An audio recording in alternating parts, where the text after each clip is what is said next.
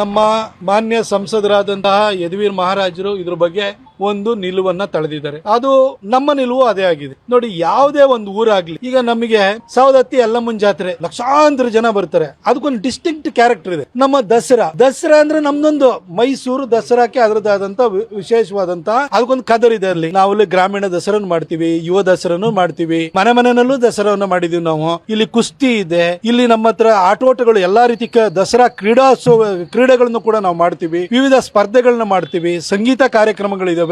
ಮೈಸೂರು ಮಹಾರಾಜರು ವಿಜಯನಗರ ಸಾಮ್ರಾಜ್ಯದ ಪತನದ ನಂತರ ದಸರಾವನ್ನ ಆರಂಭಿಸಿದ್ರು. ಆ ದಸರಾ ಅದ್ರ ಪರಂಪರೆ ಏನ್ ನಡ್ಕೊಂಡು ಬರ್ತಾ ಇದೆ, ಹಾಗೆ ಸಾಂಪ್ರದಾಯಿಕವಾಗಿ ಶಾಸ್ತ್ರೋಕ್ತವಾಗಿ ಇಲ್ಲೊಂದಷ್ಟು ಕಾರ್ಯಕ್ರಮಗಳನ್ನು ನಾವು ಮಾಡ್ತಾ ಇದೀವಿ. ಇದು ನಮ್ಮ ಮೈಸೂರು ದಸರಾ. ನಮ್ಮ ಮೈಸೂರು ದಸರಾಕ್ಕೆ ಬೇರೆ ಬೇರೆ ಎಲಿಮೆಂಟ್ ನ ಮನರಂಜನೆಗೆ ಇನ್ನೊಂದು ಕೆಲ ಸೇರಿಸುವಂತದ್ದು ಏನಿಲ್ಲ, ಅಗತ್ಯ ಇಲ್ಲ. ಮೈಸೂರಿನಲ್ಲಿ ಚಲನಚಿತ್ರೋತ್ಸವನು ಕೂಡ ಇಲ್ಲ ಆಗುತ್ತೆ. ಮೈಸೂರಲ್ಲಿ ಸಾಕಷ್ಟು ವಿವಿಧತೆ ಮೈಸೂರು ದಸರಾಕ್ಕೆ ಇದೆ. ಹಾಗಾಗಿ ಮೈಸೂರು ದಸರಾಕ್ಕೆ ಇನ್ನೆಲ್ಲಿಂದಲೋ ಏನೋ ತಂದು ಅದಕ್ಕೆ ಸೇರಿಸಬೇಕಾದ ಅಗತ್ಯತೆ ಇಲ್ಲ ಅಂತ ನಮ್ಮ ಸಂಸದರು ಕೂಡ ಒಂದು ನಿಲುವನ್ನು ತಳೆದಿದ್ದಾರೆ. ಆ ನಿಲುವಿಗೆ ನಾವು ಕೂಡ ಬದ್ಧರಾಗಿದ್ದೀವಿ.